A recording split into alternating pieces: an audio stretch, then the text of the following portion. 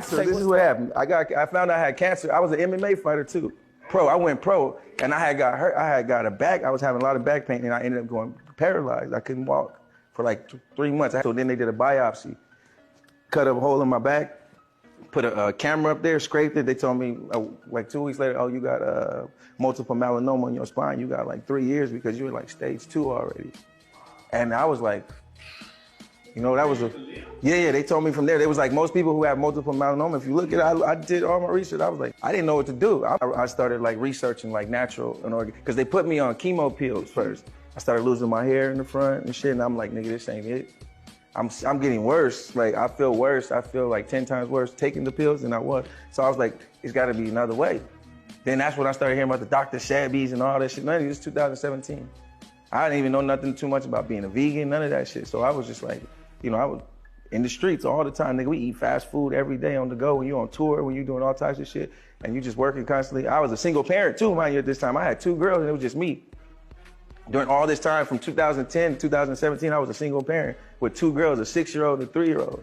So I was trying to figure all this shit out at the same time. And the only job I could really have was hustling, because it gave me the opportunity to stop when I wanted to be able to go do what I needed to do for them and to get back, you know what I'm saying? So the cancer shit, man, I ended up in Mexico, going to a treatment center in Mexico. And why does everybody go to Mexico? That's where the real food is at. You can get it grown there cheap. Not only cheap, but it's in abundance there. That's where it comes from. I know it's cheap, but is there like an abundance of land to live on or something? Nah, but you can live how you want to live. If you have going to the grocery store, get nothing. I go to the fruteria, where the Mexicans, they getting it right out. They farmers, basically. Yeah, basically. They got farmers markets out there where you can go get it, where they cut it off the tree. It still got the arms on it, the branches.